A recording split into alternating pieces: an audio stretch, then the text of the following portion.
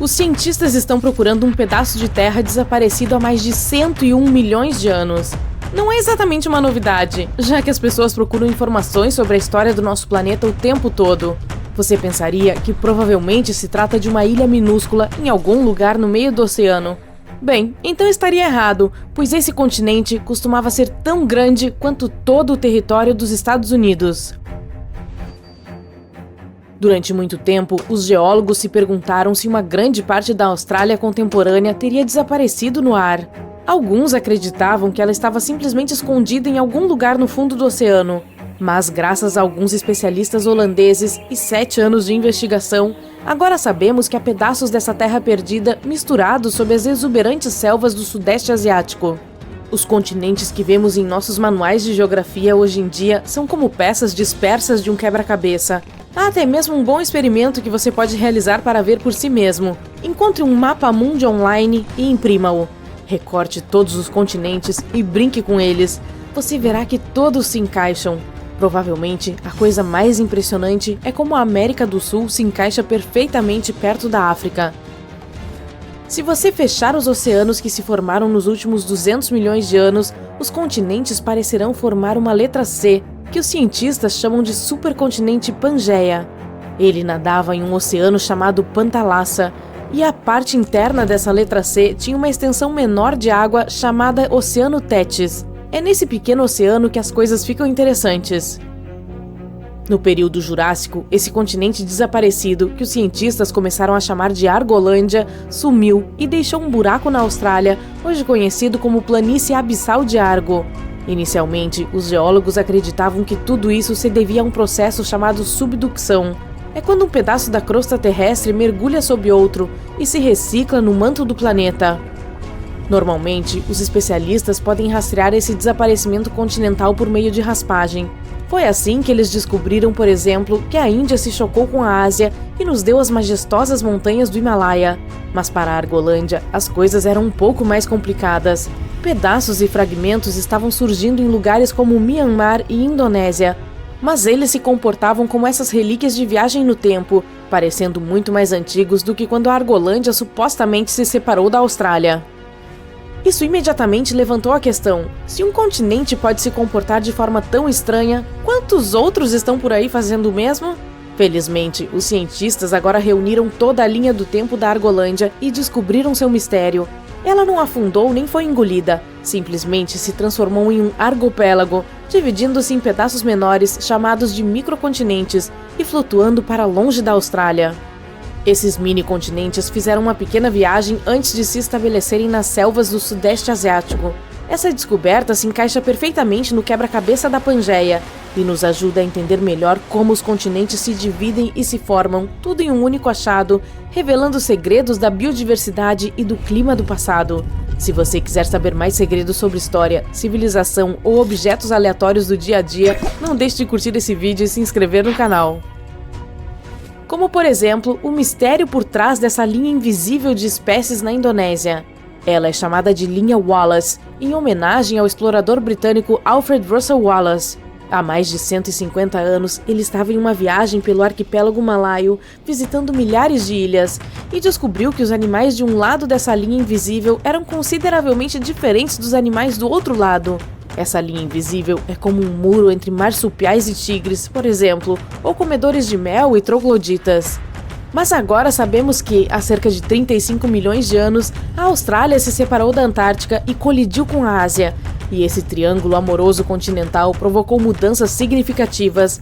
Não mudou apenas a aparência da Terra, mas também mexeu com as espécies de animais de cada lado da linha Wallace. Mais recentemente, um grupo de especialistas publicou um estudo dizendo que essa colisão e o caos climático fizeram com que as espécies asiáticas se sentissem confortáveis vivendo no arquipélago malaio. Enquanto isso, os animais australianos não estavam tão felizes com o novo ambiente. Era muito quente e úmido para alguns, e outros simplesmente não conseguiam lidar com o estilo de vida das ilhas tropicais. A descoberta dessa mudança continental em direção à Ásia também pode explicar uma outra recente, de uma espécie humana que da mesma forma não parecia fazer sentido. Veja bem, nessa caverna escondida nas Filipinas, os arqueólogos encontraram um novo ancestral humano. Parece que há cerca de 50 mil anos, na ilha de Luzon, havia essa espécie humana antiga. O pesquisador principal acreditava que esse achado foi crucial para a compreensão da nossa evolução na Ásia e deu a essa nova espécie o nome da ilha, Homo luzonensis. Agora, é aqui que as coisas ficam um pouco confusas. Os ossos encontrados pelos arqueólogos tinham um pequeno problema, uma estranha mistura de características que não haviam sido vistas juntas em nenhuma outra espécie de hominídeo. Dentes menores, semelhantes aos nossos, mas mãos e pés mais parecidos com os de nossos antigos ancestrais humanoides. Foram especialmente esses membros que conectaram essa espécie humana com o território do sul, há muito perdido. Isso porque eles têm essa aparência primitiva, como australopitecos africanos, por exemplo. Somente essas duas espécies estão separadas por 2 ou 3 milhões de anos de tempo e evolução. Muitos se perguntaram, o Homo luzonensis é realmente uma nova espécie? Nem todos estão convencidos, mas isso pode explicar por que as criaturas vivas também são afetadas pelo deslocamento constante da Terra sob nós. O fato de não terem mudado muito durante nossa vida não significa que nossos continentes terão essa aparência para sempre. Eles evoluíram a partir desse grande megacontinente e provavelmente acabarão em uma posição semelhante no futuro. Nesse sentido, um geólogo de uma universidade europeia tentou prever o futuro dos supercontinentes da Terra. Como ponto de partida, ele usou um terremoto que ocorreu em Portugal em 1975, quando as placas tectônicas se comportaram de forma um pouco diferente do que deveriam. Depois de anos de pesquisa, ele chegou a uma teoria em 2016. Esse geólogo acreditava que os pontos entre essas placas tectônicas poderiam estar se separando, preparando o terreno para uma ruptura maior. É como quando o vidro racha entre 2 buracos no para-brisa de um carro. Se isso acontecer, uma zona de subducção poderia se estender do Mediterrâneo até a Irlanda, levando vulcões, terremotos e novas montanhas para essas áreas. Se tudo correr de acordo com esse plano, o Oceano Atlântico desaparecerá, assim como o Pacífico, transformando-se em uma grande extensão de água. Em vez dos continentes que conhecemos hoje, teremos um novo supercontinente, que ele chamou de Aurica, porque teria a Oceania e as Américas em seu centro. No entanto, esse não é o único cenário possível. O novo Pangeia pode ser outro, e é fácil de prever. O Atlântico permanece aberto e o Pacífico se fecha. Depois, há a Amásia. Para essa, você teria que imaginar o Oceano Ártico se fechando e o Atlântico e o Pacífico permanecendo abertos. Tudo se desloca para o norte ao redor do Polo Norte, exceto a Antártica. Um cenário final seria chamado de Pangeia Última. Diminui-se a propagação no Atlântico e uma nova placa de subducção surge na costa leste das Américas. De qualquer forma, se todos os continentes colidirem novamente no futuro, alguns cientistas dizem que não será uma experiência divertida.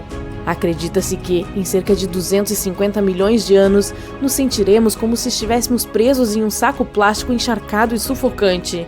Estranhamente, esse saco será o melhor lugar para se viver na Terra, as áreas costeiras. Quanto aos locais do interior, eles serão escaldantes, como um deserto em chamas. Muitas das espécies de animais que conhecemos hoje talvez não consigam sobreviver. Quanto a nós, humanos, precisaremos ser criativos se quisermos suportar o calor. No entanto, devemos ser gratos. Esses modelos digitais ainda são ótimos porque podemos usá-los para testar todos os tipos de ideias interessantes. Por exemplo, como esses supercontinentes iriam interferir nas marés. Levando em consideração as futuras viagens espaciais, esses modelos podem nos ajudar a entender os climas dos exoplanetas, ou seja, aqueles que são localizados fora do nosso sistema solar. Cientistas afirmam que a Islândia era uma região entre a Groenlândia e a Escandinávia, com mais de 600 mil quilômetros quadrados, mas que agora está debaixo d'água. A Terra era uma grande pizza com todos os continentes conectados uns aos outros milhões de anos atrás, também conhecida como Pangeia. A região do Atlântico Norte que conhecemos hoje era terra seca entre 335 milhões e 175 milhões de anos atrás. Por muitos anos, cientistas e geólogos presumiram que o Oceano Atlântico Norte nasceu quando a Pangeia começou a se dividir há cerca de 200 milhões de anos. Com vulcões na região onde fica a Islândia, o país surgiu há apenas 60 milhões de anos, quando se separou de todas as outras terras. E assim como uma grande pizza, a Terra se dividiu. Muitas das terras se dividiram em pedaços grandes e pequenos, criando os continentes que conhecemos hoje. Mas essa nova teoria sugere que o resultado da divisão de Pangeia deixou de fora algumas terras que se estendiam por cerca de 320 quilômetros.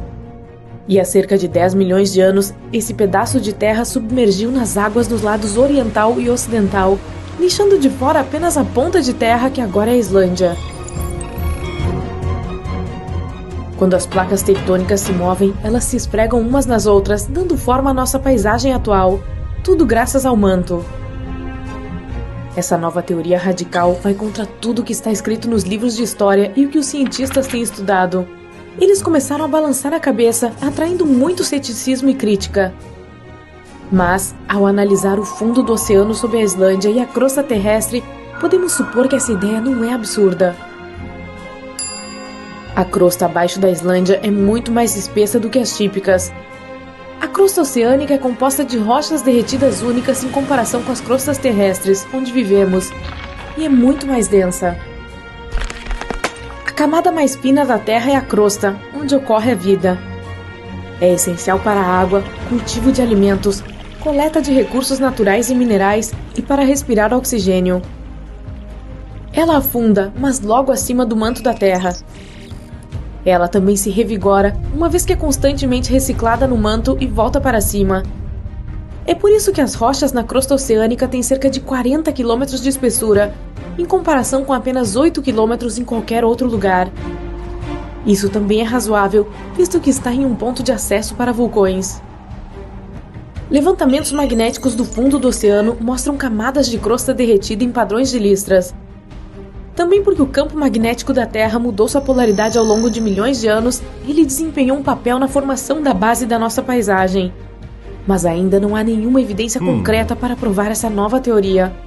Um dos primeiros passos é começar a cavar o fundo do oceano perto da Islândia. O zircão é um mineral muito resistente que pode durar bilhões de anos, apesar da erosão na crosta terrestre. Ao coletar amostras e estudá-las, os pesquisadores podem estimar a idade geológica dos continentes. Isso dirá se a crosta é oceânica, que é mais espessa, ou continental, que é a crosta normal sobre a qual caminhamos. Esse não é um projeto a ser realizado do dia para a noite e teria um custo elevado.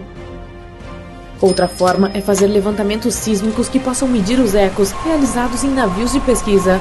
Perfurar buracos com quilômetros de profundidade na crosta também podem ajudar na pesquisa, mas isso custaria mais do que estudar os minerais de zircão. Algumas plantas fossilizadas exclusivas da Escandinávia e da Groenlândia podem provar que a Islândia já esteve na superfície e possivelmente estava repleta de árvores. Não era uma terra fria como é hoje, e então pode ter tido florestas. Mas os cientistas ainda não encontraram evidências fósseis de animais comuns em ambas as terras que sugiram isso. Mas talvez o tempo mostre. A teoria é mais profunda, o que sugere que houve uma grande Islândia.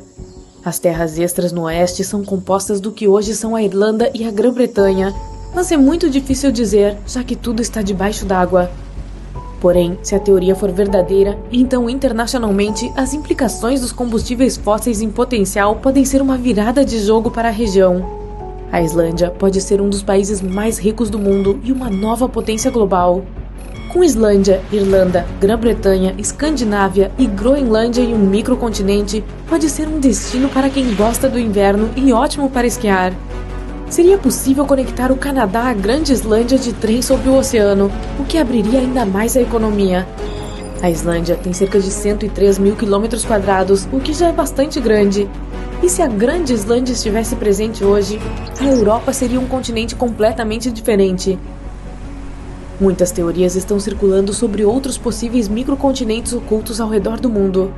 Os cientistas não têm certeza da possibilidade da existência da Grande Islândia, mas se todos os estudos realizados fossem feitos corretamente, então a teoria poderia mudar tudo o que sabemos sobre a Islândia e o Oceano Atlântico Norte. E isso poderia abrir caminho para outros microcontinentes submersos em todo o mundo. Outra teoria por aí é que a Nova Zelândia era a ponta de um subcontinente perdido ainda maior do que a Islândia, chamado Zelândia. Estudos mostram que se separou do supercontinente Gondwana entre 79 milhões e 83 milhões de anos atrás. Os cientistas afirmam que é o continente mais fino e mais jovem descoberto debaixo d'água. O Craton é uma rocha central que atua como a base principal para a maioria dos continentes.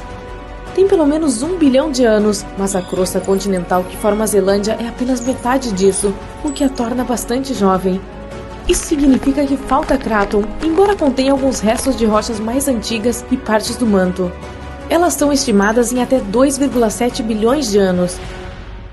Os cientistas fizeram alguns estudos sobre os cristais de zircão da Nova Zelândia e descobriram que eles têm até 1,3 bilhão de anos. O resto dos continentes tem mais de 3 bilhões de anos. Os cientistas estudaram a composição das rochas no fundo do oceano ao redor da Nova Zelândia. Elas são formadas por sílica e granito, encontrados nas crostas continentais. O fundo do oceano tem principalmente rochas ricas em magnésio e ferro. Elas também são mais grossas e mais altas do que as crostas oceânicas normais ao seu redor. Foram conduzidos alguns estudos onde se coletaram dados magnéticos e topográficos para ver a ligação entre Tasman e Coral Seas na região de Kaituthru. Essa é a faixa estreita entre Zelândia e Austrália. Dados de satélite rastrearam pequenas falhas na gravidade da Terra para mapear a crosta do fundo do oceano ao redor da área. Foi vista a massa que forma a Zelândia bastante visível e quase do tamanho da Austrália. Mesmo que os sinais estejam lá, isso não prova nada. É possível que haja um monte de microcontinentes que se separaram quando a Austrália se libertou de Gondwana.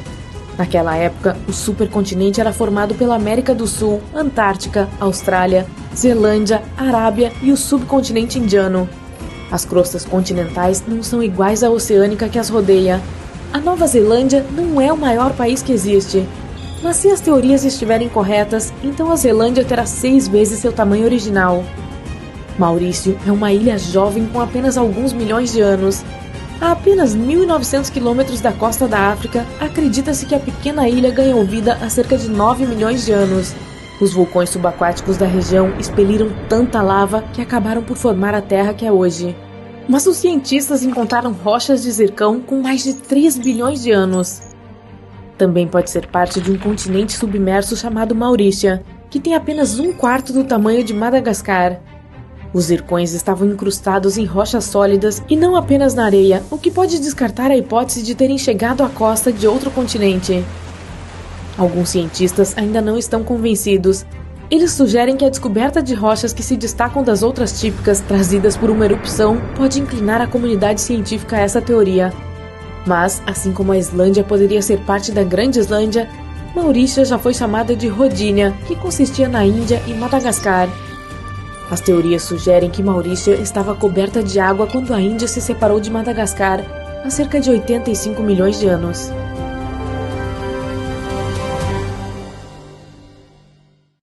A maior cerca do mundo se estende por mais de 5.000 quilômetros, de Queensland à Austrália Meridional.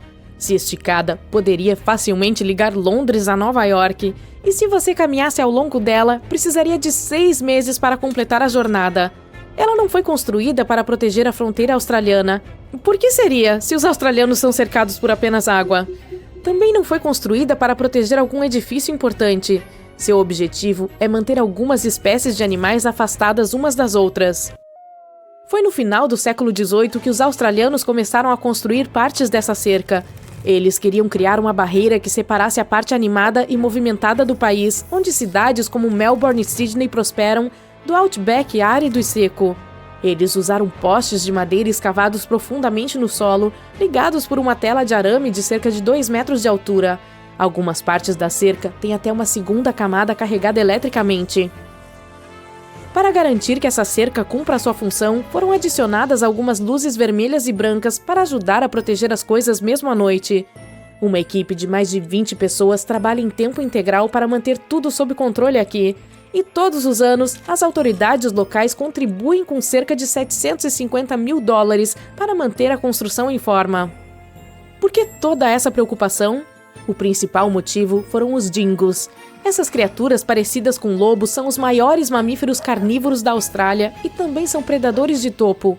Eles estavam causando muitos problemas para os fazendeiros locais, especialmente no sul de Queensland, onde frequentemente perseguiam ovelhas. Na maior parte do tempo, a cerca faz bem o seu trabalho, mas não é infalível.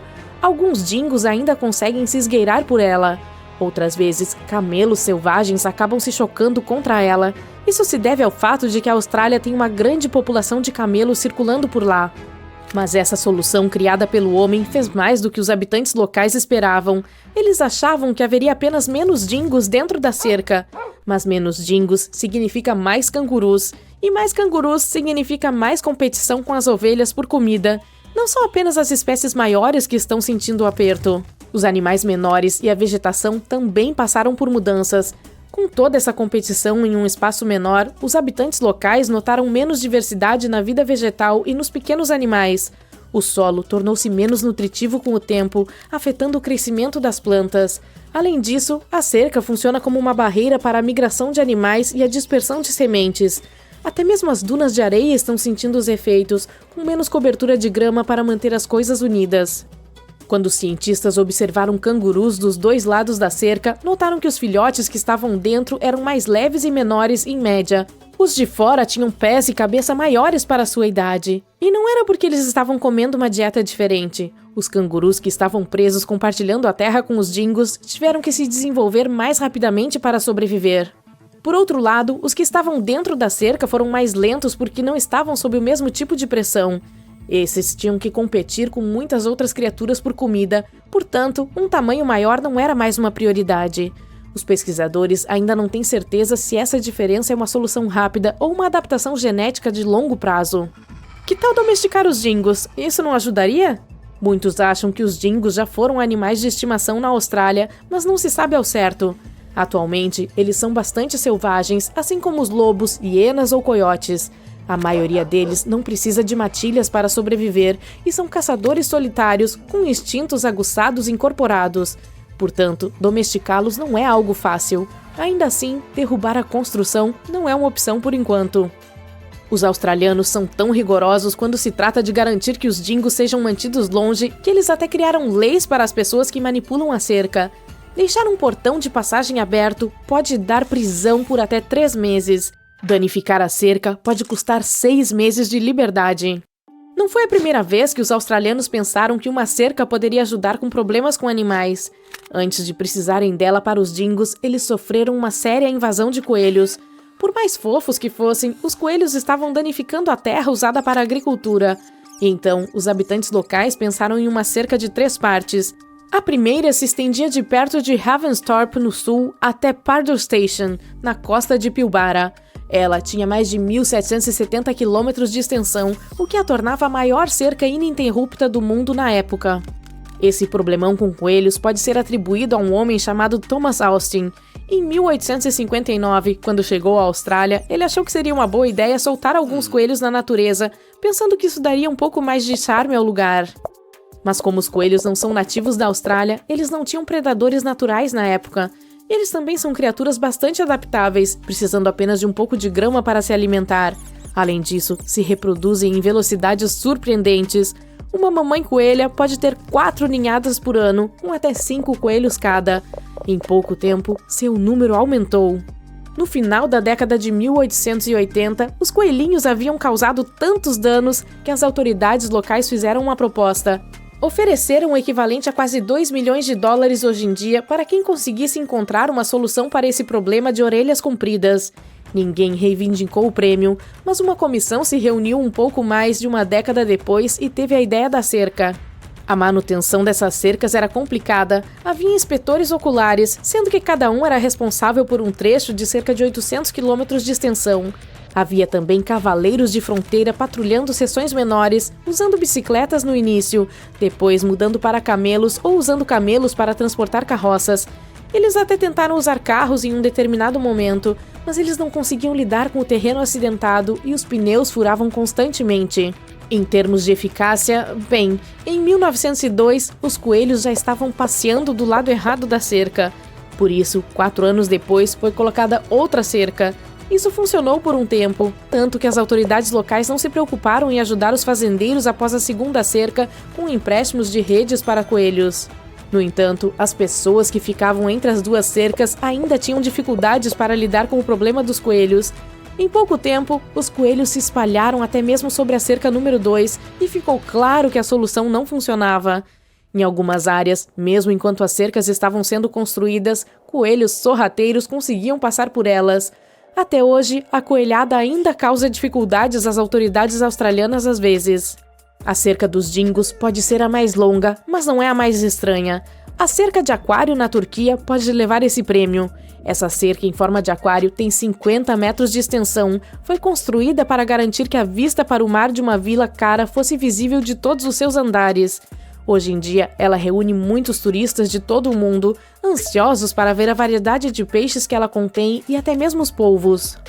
Montar a estrutura transparente não foi difícil. O verdadeiro desafio foi conectar a cerca de aquário ao mar Egeu por meio de uma tubulação enterrada que se estende por 3.960 metros de terra. Isso garante o fluxo constante de água, mantendo o aquário limpo e os peixes felizes. Para garantir que ninguém danifique a delicada cerca ou roube um ou dois peixes, o proprietário também investiu em segurança.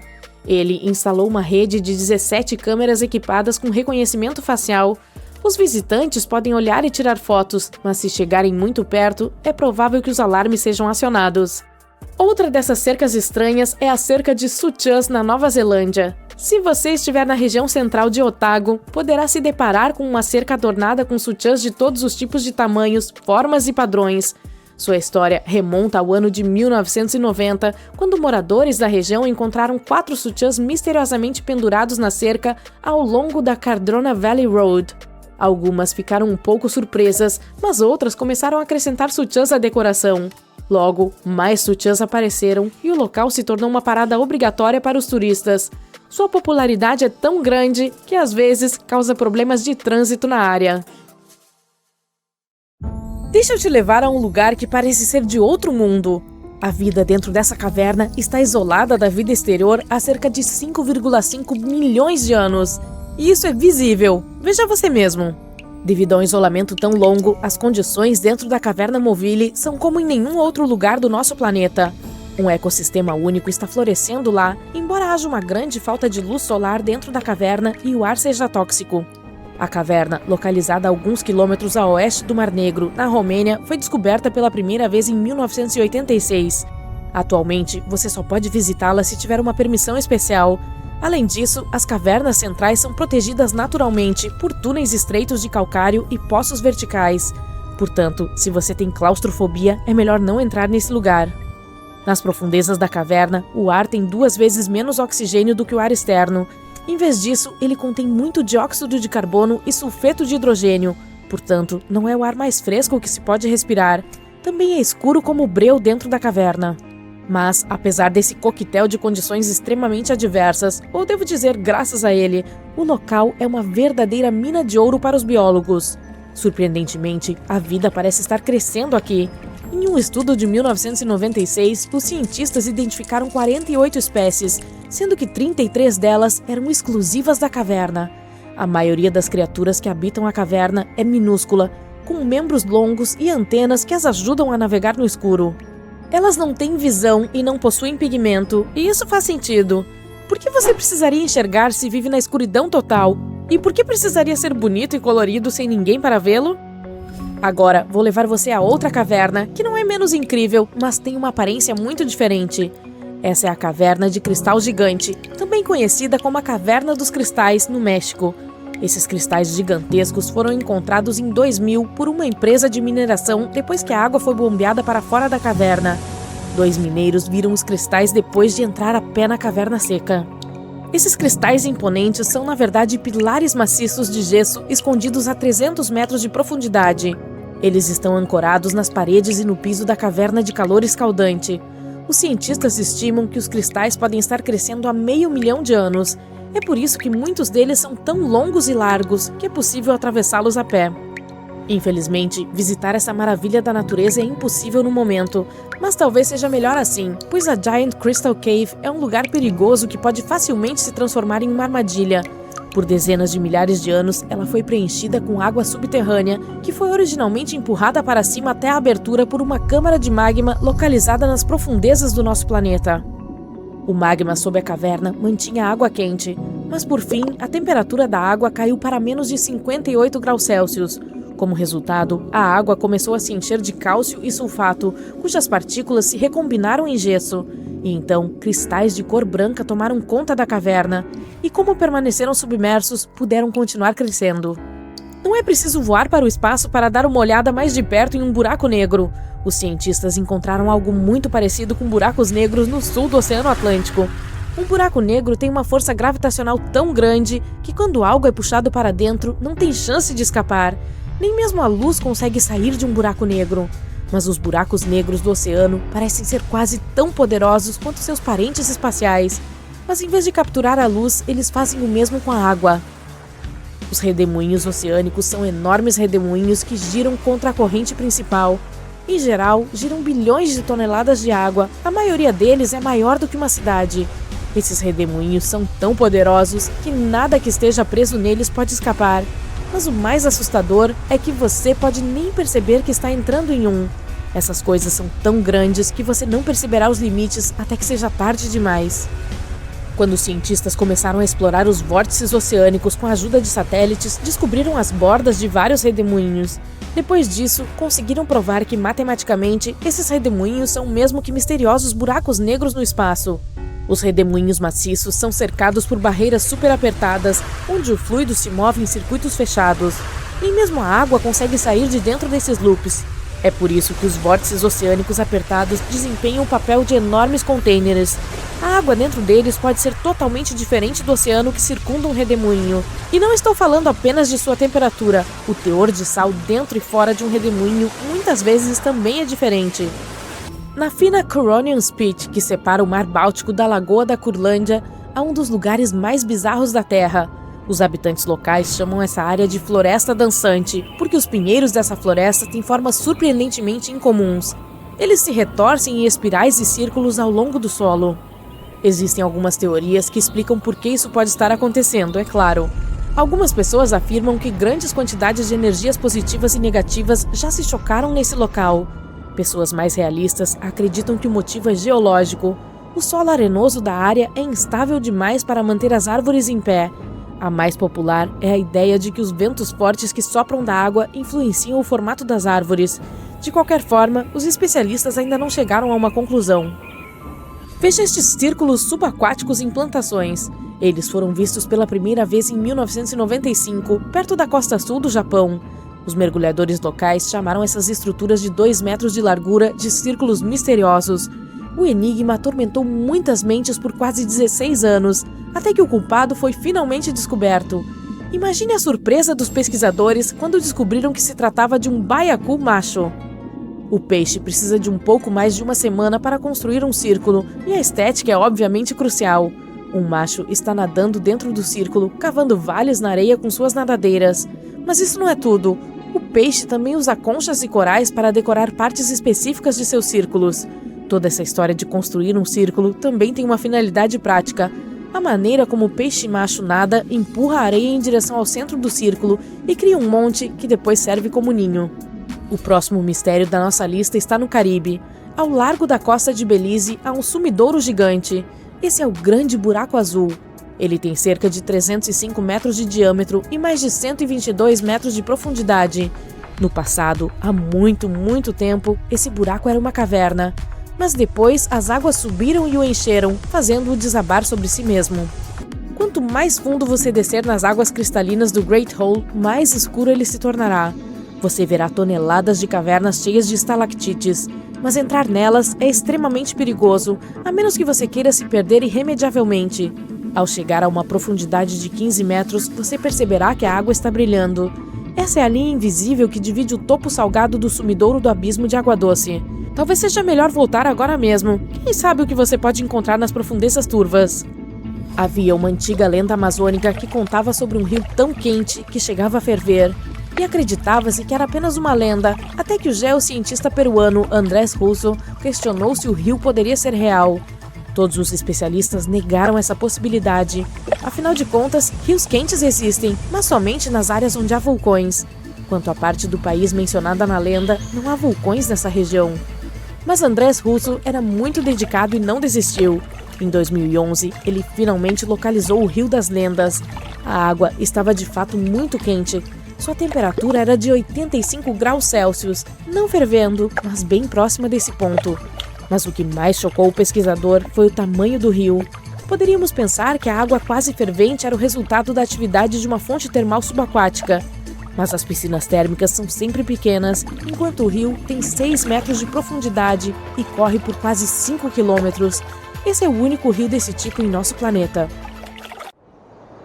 Em novembro de 1922, um menino caminhou pelas montanhas do deserto do Egito e descobriu alguns degraus antigos esculpidos na rocha. Posteriormente, esse achado se tornou uma das maiores e mais significativas descobertas arqueológicas do mundo. O degrau fazia parte da tumba intocada de Tutankhamon. Os arqueólogos encontraram cerca de 5.000 objetos antigos, incluindo joias, tecidos, vasos pintados e máscaras funerárias. Você provavelmente já viu algum, que se tornou um dos atributos mais reconhecíveis do Antigo Egito. Mais de 100 anos se passaram desde então, e agora a humanidade finalmente se aproximou de outra revelação em grande escala, a tumba de Cleópatra. Essa rainha foi a última governante ativa do reino Ptolomaico do Egito, e ocupou o trono de 51 a 30 a.C. Há muitos registros antigos sobre Cleópatra, seu reinado e sua personalidade em comum, mas até agora ninguém havia descoberto os segredos sobre sua morte e o local do sepultamento. Então, a arqueóloga Kathleen Martinez vem estudando registros antigos e templos ao redor de Alexandria por décadas, e concluiu que a tumba da rainha deveria estar localizada sob a antiga Taposiris Magna, fundada em 280 a.C. Essa era uma grande cidade na costa norte do Egito, onde dezenas de milhares de pessoas se dedicavam ao comércio e à indústria. E parece que as suposições da doutora Martinez estavam corretas. Ela e um grupo de arqueólogos descobriram um túnel subterrâneo secreto perto de Alexandria, com cerca de 1 quilômetro e 300 metros de comprimento. Ele foi cortado na rocha sob o templo de Taposiris Magna. Durante outras escavações, foram achadas muitas coisas que indicam que a tumba de Cleópatra está nas profundezas do local. Também é possível que ela esteja enterrada ali junto com o comandante romano Marco Antônio. De acordo com registros antigos, ele e Cleópatra se amavam e juntos se opuseram ao Senado romano, que declarou Marco Antônio um traidor. O fato de desastres naturais terem ocorrido no território de Taposiris Magna por milhares de anos pode complicar as escavações. Terremotos e inundações destruíram a cidade e possivelmente inundaram seus túneis subterrâneos. Mas os especialistas esperam que a antiga tumba permaneça intocada e que esconda muitos tesouros e registros sobre a vida real do Antigo Egito durante o reinado da última dinastia. Há uma chance de que as escavações sejam feitas debaixo d'água e na lama. Isso exigirá muito tempo e recursos financeiros, mas os arqueólogos têm certeza de que valerá a pena. De qualquer forma, é muito cedo para dizer que Cleópatra está realmente enterrada lá. Mas os cientistas encontraram muitas coisas no túnel que indicam o fato, incluindo vasos de barro, dezenas de moedas com a imagem dela e de Alexandre o Grande, bem como um busto com a imagem da rainha egípcia. Ela ainda é uma das personalidades mais populares do Egito e em pé de igualdade com Ramsés III e Tutankhamon, tendo inspirado muitos filmes, pinturas e livros. Mas o que a tornou tão popular? Ela ficou famosa por sua inconsistência. A monarca era uma governante bonita e inteligente que tirou o Egito da crise e o transformou em uma potência próspera. Textos árabes medievais dizem que ela conhecia química, matemática e filosofia e pode ter escrito vários livros científicos. Sabia vários idiomas e tinha excelentes habilidades diplomáticas. Ao mesmo tempo, há muitas lendas de que era uma mulher fatal que deixava muitos homens loucos. Entretanto, não há evidências de que sua beleza fosse incomparável. A imagem de uma modelo deslumbrante foi criada por Hollywood ao fazer vários filmes em que atrizes famosas a interpretaram. E o imperador romano Otávio, filho adotivo de Júlio César, criou especialmente a imagem de Cleópatra como uma sedutora insidiosa porque ele era seu inimigo.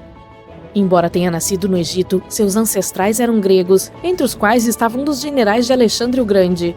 Entretanto, o povo a amava. Ela aprendeu o idioma e era muito sensível às tradições do país. Conhecia bem a história, a mentalidade e os costumes locais. Elevou o nível de sua economia e fortaleceu seu status como uma potência mundial. Grande parte disso foi possível graças à sua astúcia e imponência. Ela adorava apresentações teatrais e celebrações luxuosas. Sabia como surpreender as pessoas e dar um show. Mas por trás da imagem externa de amante do luxo, havia uma governante inteligente e calculista. O Egito Antigo era rico e luxuoso, e Cleópatra fez de tudo para aumentar sua riqueza e fortalecer sua posição no cenário internacional. Por exemplo, uma vez entrou em conflito com o irmão, Ptolomeu XIII.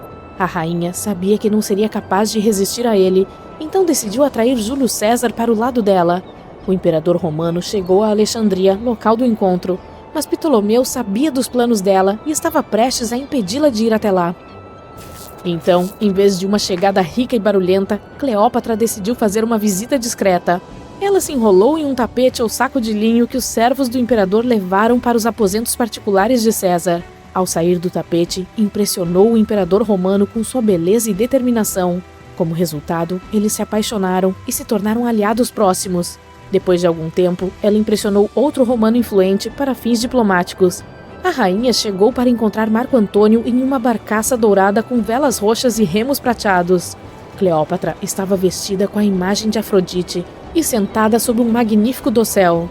Seus servos se vestiam como cupidos, sopravam um leque e queimavam incenso. Mas a monarca criou esse espetáculo por um motivo. Sabia que Marco Antônio reverenciava a mitologia grega e se considerava a personificação de Dionísio. Como resultado, ele ficou tão impressionado com essa mulher que acabou se casando com ela. Cleópatra defendeu sua coroa, fortaleceu sua aliança com Roma e teve 3 filhos com Marco Antônio. No Egito, eles davam grandes festas e desfrutavam da riqueza e do poder. No entanto, o relacionamento de um oficial de alto escalão com a rainha egípcia causou um escândalo em Roma. Octaviano era o principal oponente de Marco Antônio na luta pelo poder e, por isso, explorou a situação para manchar a reputação do concorrente. Ele usou propaganda para fazer de Cleópatra uma sedutora insidiosa aos olhos dos cidadãos romanos e acusou o governante de sucumbir aos encantos dela. O Senado romano apoiou Otávio e declarou a monarca como inimiga. Em 33 a.C., esse conflito atingiu um ponto alto quando a marinha de Marco Antônio entrou em confronto com a frota de Otávio. Este último venceu e forçou seu inimigo a fugir para o Egito com Cleópatra.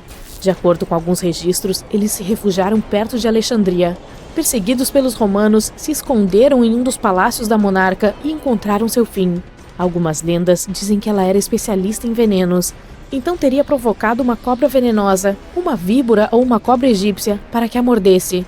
Além disso, de acordo com outra lenda, ela se picou com uma agulha venenosa. Há uma teoria de que Cleópatra sempre carregava uma ampola de veneno dentro de sua escova de cabelo, e caso fosse encurralada, molharia a agulha com esse veneno e se picaria. Nada disso pode ser dito com certeza. Os cientistas ainda estão tentando descobrir a verdade. Talvez quando chegarem ao túmulo dela, o mundo tenha mais respostas sobre seu trágico destino. Ela é considerada a última governante do Egito. Após sua morte, Otávio saqueou seus palácios e templos e retornou a Roma, onde se tornou o principal imperador. Ele governou o país com sucesso e expandiu suas fronteiras. Seu reinado terminou quando o governante completou 75 anos. A história mundial teria sido diferente se Cleópatra e Marco Antônio não tivessem perdido aquela batalha naval. A propósito, você sabia que se passou mais tempo entre o reinado de Cleópatra e o voo de Neil Armstrong para a Lua do que entre o reinado da rainha egípcia e a construção da Grande Pirâmide de Gizé? Armstrong deu um passo no satélite da Terra em 1969, 2038 anos após o nascimento da monarca do Egito, e a construção da pirâmide ocorreu em 2560 a.C. Imagine o quão longa é a história do Antigo Egito.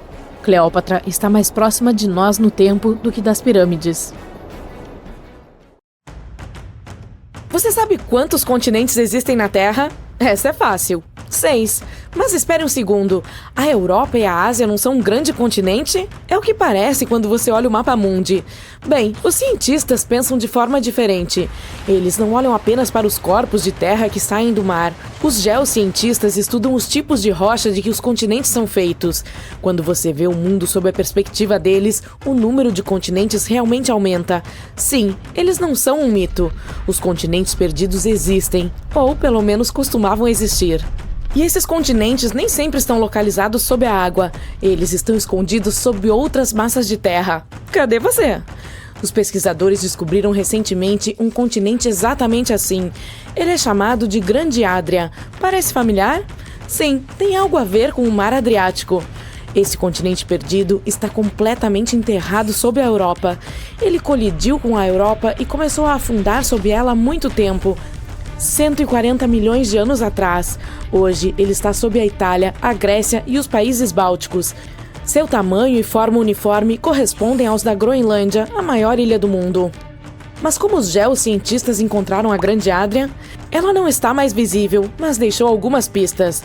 Partes dela foram incorporadas aos Alpes. Outros pedaços foram incorporados à atual Itália e Croácia, do outro lado do Mar Adriático. As rochas calcárias do antigo continente começaram a se transformar quando estavam sob a massa de terra europeia. O calor e a pressão tremendos, distribuídos ao longo de dezenas de milhões de anos, mudaram sua estrutura. Saiu o calcário e entrou o mármore. Todos os templos gregos e romanos que você admirou em suas férias de verão foram construídos com esse mármore. Era uma espécie de presente de despedida de um continente há muito perdido. A Grande Adria se camuflou bem por milhares de anos, mas outros continentes perdidos estavam escondidos à vista de todos. Você já ouviu falar do 8º continente da Terra, a Zelândia? Provavelmente não, porque ele fica sob a superfície do Oceano Pacífico. 95% da Zelândia está agora debaixo d'água. Você consegue adivinhar onde exatamente? Seu nome é uma boa dica, sob a Nova Zelândia. Se você abrir o Google Maps, poderá ver seu contorno. Procure um tom de azul mais claro no oceano. Ele deve se estender da Nova Caledônia até a Nova Zelândia. Essa saliência no fundo do oceano costumava estar acima do nível do mar. Tinha cerca de 2/3 do tamanho da Austrália e mais de 2 vezes do tamanho da massa terrestre da Grande Adria. Podemos ver a Zelândia hoje porque ela não afundou muito, e essa é a melhor maneira de descobrir outros continentes perdidos. Imagine a Terra sem os oceanos. O fundo do mar não é plano, há montanhas e trincheiras. Você poderia colocar o Monte Everest na mais profunda delas, a Fossa das Marianas, e ainda haveria 2.133 metros entre ele e o nível do mar. Essa trincheira ficou tão profunda devido a um processo geológico chamado subducção. A placa do Pacífico ficou sob a placa das Filipinas. A crosta terrestre é formada por essas placas que flutuam em um mar de rocha derretida. Depois, elas se chocam umas com as outras, uma desce e a outra sobe. Foi assim que a Grande Adria acabou sob o continente europeu. Nosso planeta está em constante movimento. Não notamos esse processo porque ele acontece bem embaixo de nossos pés. Há 120 milhões de anos, a Austrália e a Antártida eram um único pedaço de terra. Sim, o lugar mais frio e um dos lugares mais quentes da Terra já foram o mesmo território. A Antártida se despediu da Austrália, mas não foi embora de mãos vazias. Hoje existe um platô oceânico no Oceano Índico. A palavra platô vem do francês e significa terra plana elevada. E o nome dessa terra soa como o título de um filme de Hollywood, Broken Ridge. Há muito tempo, ela estava conectada a outro continente perdido, o microcontinente Kerguelen. Os cientistas acreditam que ela foi uma ponte terrestre entre a Índia e a Antártida. Como era essa terra? A resposta possivelmente está em um pequeno arquipélago no sul do Oceano Índico. Essas ilhas são tudo o que restou da antiga massa de terra. Elas têm um clima frio. As ilhas têm geleiras porque estão muito próximas da Antártida. Mas no passado, o clima deve ter sido temperado, com muitas chuvas. Os animais e as plantas seriam semelhantes aos que encontramos hoje nas regiões tropicais. A paisagem do continente perdido provavelmente se assemelhava à da Nova Zelândia. Já que estamos na área, você consegue adivinhar a qual continente pertenceu a ilha-estado de Madagascar? Se você disse África, desculpe, mas errou. Ei, não se sinta mal. Olhe para cima e para a direita no mapa. A resposta correta é Índia. Há cerca de 120 milhões de anos, eu não estava por aqui na época, a Índia se separou do continente africano e foi para o Nordeste. Madagascar não foi rápida o suficiente e acabou se tornando uma ilha na costa sudeste da África. Mas há evidências de uma massa de terra ainda maior, o continente perdido de Maurícia. Os cientistas encontraram vestígios da antiga massa de terra sob a ilha de Maurício. Hoje, ela é um ponto turístico, mas há milhões de anos era um ponto realmente quente, com vulcões e tudo. Foi assim que os cientistas conseguiram reconstituir os passos de Maurício. Eles encontraram um mineral, o zircão, que existe nas rochas que a lava espelha após uma erupção. A terra muito perdida já cobriu a área da ilha de Maurício até a costa oeste da Índia. Imagine se essa terra existisse hoje. Ela formaria uma grande mistura das culturas indiana e africana. Os pratos locais seriam definitivamente apimentados. Por falar em picante, você comeu comida indonésia recentemente? Há apenas 50 mil anos, o Sudeste Asiático era muito diferente. Não havia Sumatra, Bornéu, Java ou mesmo a Austrália. Apenas Sunda e Saul, duas massas continentais que eram divididas por uma fossa de águas profundas.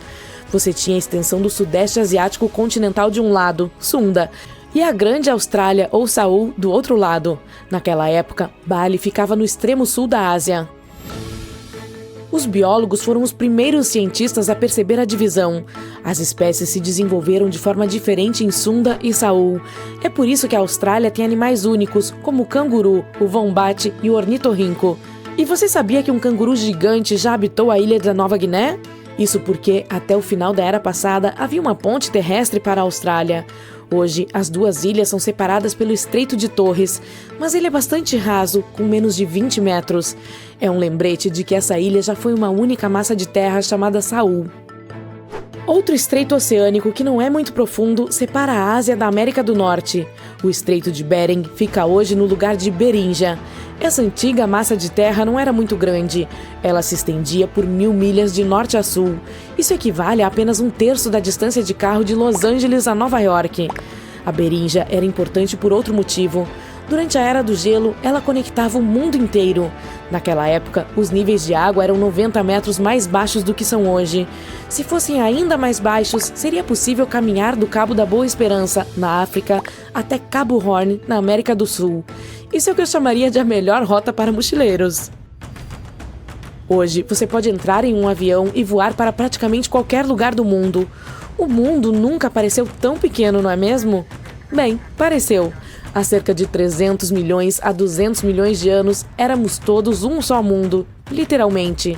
Pangeia era um supercontinente que incluía todos os continentes. Seu nome vem do grego e significa simplesmente toda a Terra. Mas a Pangeia começou a se fragmentar.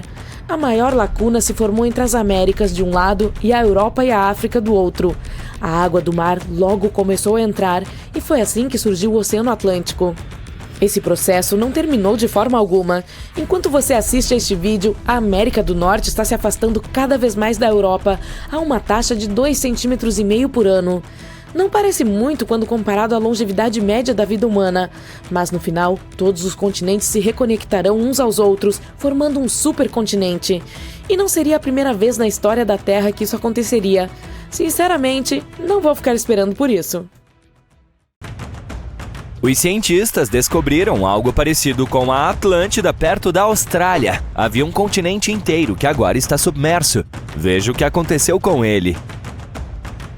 Há cerca de 70 mil anos, durante a última era glacial, havia uma enorme massa de terra chamada Saul. Ela estava localizada no sudoeste do Oceano Pacífico. Esse antigo supercontinente uniu o que hoje conhecemos como Austrália, Nova Guiné, Tasmânia e as Ilhas Aru em um pedaço gigante de terra. Imagine exuberantes florestas tropicais cercadas por belas montanhas. As montanhas mais altas de Saul estavam nas terras altas da Nova Guiné, com picos que atingiam mais de 3.900 metros. Esse belo lugar era o lar de uma variedade de animais únicos, a maioria dos quais eram criaturas com bolsas. Naquela época, porém, não eram apenas koalas e cangurus. Saul estava repleto de diferentes tipos de pastores, escavadores, necrófagos e predadores. Era o lar de um enorme diprotodonte, um poderoso tilacoléu caçador e um horripilante megalânia, uma criatura muito maior do que qualquer lagarto vivo atual. Era um lugar único porque o resto do mundo estava repleto de animais placentários na época, como lobos, elefantes e humanos. Em Saul, os únicos mamíferos normais eram morcegos e roedores, mas nem todas as suas partes eram iguais. As regiões de Timor, Arafura e Carpentária eram cobertas por savanas quentes e florestas secas. Parecia um pouco com a Austrália moderna, desertos de ar quente com matagal, estepe e florestas temperadas ao longo da costa leste.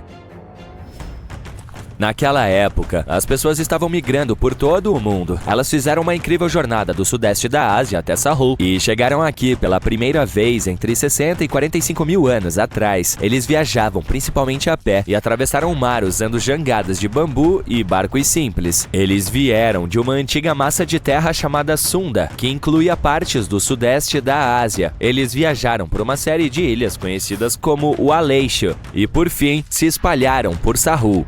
E não foi uma viagem pequena. Sahul era enorme, com cerca de 10,6 milhões de quilômetros quadrados. Isso é maior do que os Estados Unidos ou o Canadá. Ele se estendia desde o Equador até a parte sul da Nova Zelândia. Assim, eles chegaram ao que hoje é a Austrália e se tornaram o primeiro povo australiano. Os cientistas acreditam que Sahul tinha uma população de 500 mil de pessoas. Descobrimos pinturas rupestres que datam de cerca de 40 mil anos atrás. É uma cena de caça que mostra um anoa, ou búfalo em miniatura, enfrentando figuras de humanos e animais. Os pesquisadores estão tentando entender como esses primeiros colonizadores se deslocaram por Sahul e onde podemos encontrar evidências arqueológicas de sua jornada. Para isso, eles criaram um modelo de evolução da paisagem. A simulação mostrou como Sahul mudou entre 75 mil e 35 mil anos atrás. Ela mostrou possíveis rotas de migração e sítios arqueológicos. Os seres humanos provavelmente viajaram ao longo das costas e dos rios. Mas como Sahul ficou submersa na costa da Austrália, semelhante à mítica Atlântida? Durante a última era glacial, grande parte da água da Terra ficou presa em grandes camadas de gelo e geleiras. O nível do mar era muito mais baixo do que é hoje. Depois disso, as temperaturas globais aumentaram, as camadas de gelo derreteram e o nível do mar subiu, inundando as pontes de terra que antes ligavam diferentes partes do Sahul. Há cerca de 8 mil anos, a Nova Guiné se separou da Austrália continental. E há cerca de 6 mil anos, a Tasmânia fez o mesmo. Ainda podemos explorar as partes subaquáticas de Sahul graças à nova tecnologia. Os mergulhadores exploram e coletam amostras diretamente do fundo do oceano. Os drones subaquáticos podem ir a lugares muito profundos ou perigosos para serem explorados por humanos. E com o mapeamento por sonar, os cientistas usam ondas sonoras para criar mapas do fundo do oceano. É como usar um eco para ver o que está embaixo d'água. As ondas sonoras ricocheteiam no fundo do mar e retornam, ajudando-nos a criar uma imagem de sua aparência. Em águas profundas, os arqueólogos encontraram ferramentas de pedra e outros artefatos. Eles também descobriram fósseis de animais como o Diprotodon e Thylacoleo. Ao estudar o terreno subaquático de Sahul, eles aprenderam sobre os antigos rios, lagos e litorais que existiam durante a Idade do Gelo. Mas Sahul não é o único continente subaquático. Mas Sahul não é a única joia escondida do Sudeste Asiático. Veja Sundaland, um lugar formado por Sumatra, Java, Bornéu e algumas outras ilhas. Esse lugar era enorme durante a era glacial, mas agora está quase totalmente submerso. Quase, mas não totalmente. As partes acima do oceano estão repletas de vida. Se você gosta de pássaros, dê uma olhada nesse lugar. Ele tem quase 1/5 das espécies de pássaros do mundo. Você pode observar pássaros coloridos como o gavião-águia de Java e os torninho de Bali entre as florestas exuberantes. É também o lar de 1/4 das espécies de peixes da terra. As águas de Sundaland são um paraíso para a vida marinha. Até mesmo os animais mais exóticos como os arouanas asiáticos. É também um tesouro de flores. É onde você pode encontrar a Rafflesia e a Titan Arum, as maiores flores do mundo. Isso a torna muito semelhante à Zelândia. A Zelândia é um pedaço de terra longo e estreito, com cerca de metade do tamanho da Austrália. Ela se separou da Antártica há cerca de 100 milhões de anos. Assim como Sundaland, ela não é totalmente submersa. 7% dela fica acima do nível do mar. Esse pequeno pedaço saliente é o que hoje chamamos de Nova Zelândia, juntamente com a ilha Stewart e algumas ilhas menores. Esses pedaços são exuberantes e quentes. Esses repletos de vulcões, cadeias de montanhas, belos geysers naturais e fontes termais.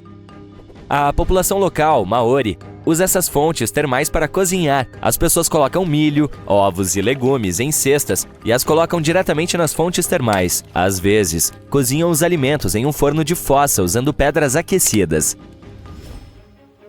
Outro mundo oculto é conhecido como Argolândia. Essa misteriosa massa de terra já fez parte da Austrália, na época em que os dinossauros viviam por lá. Ela enlouqueceu os cientistas durante décadas. Eles sabiam que ela existia porque deixou uma enorme extensão no antigo fundo do mar, a planície abissal de Argo. Cerca de 155 milhões de anos atrás, ela se separou da Austrália, dizendo adeus. O continente se deslocou para algum lugar ao norte e, quando chegou ao sudeste da Ásia, simplesmente desapareceu. Os cientistas não tinham ideia de para onde foi, mas recentemente, finalmente encontraram seus restos. Acontece que as partes inferiores da pobre Argolândia começaram a se afogar na Fossa Sunda, uma fossa oceânica horrivelmente profunda. A crosta terrestre afundou no manto. Enquanto isso, as partes superiores da Argolândia foram empurradas para cima, agarrando as rochas mais jovens em terra. Por causa disso, a Argolândia se dividiu em vários pedaços menores. Esses pedaços formaram partes de Bornéu, Java, Sulawesi e outras regiões. Os restos estão enterrados sob a Indonésia e Myanmar. Imagine uma massa de terra colossal do tamanho da Groenlândia, a Grande Adria. Sua jornada começou há cerca de 240 milhões de anos, quando se separou do supercontinente Gondwana. Começou a se mover para o norte e, após 100 milhões de anos desfrutando dos mares quentes, de repente se chocou com a Europa e se despedaçou. A maioria desses pedaços foi parar nas profundezas do manto da Terra, mas alguns foram raspados e se tornaram partes de cadeias de montanhas, como os Alpes. Hoje, os remanescentes da Grande Adria estão espalhados por mais de 30 países, da Espanha ao Irã. É por isso que é tão difícil encontrá-los. Seychelles também já faz parte de Gondwana. Sim, essas ilhas idílicas estão situadas no topo de um antigo continente. Sabemos muito sobre ele por causa de seus fascinantes afloramentos de granito. 100 anos atrás, Alfred Wegener descobriu a deriva continental, mas ninguém acreditou. Esses afloramentos de granito ajudaram a provar que ele não estava louco e que as placas tectônicas realmente se moviam.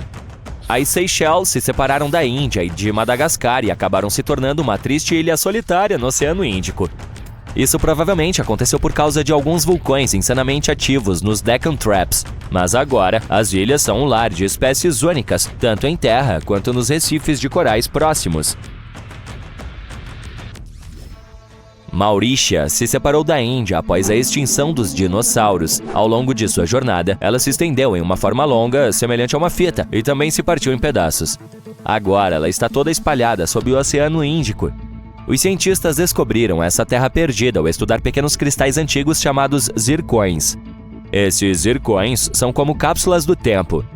Eles datam de incríveis 660 milhões a 2 bilhões de anos atrás. Isso é ainda mais antigo do que a própria ilha Maurícia.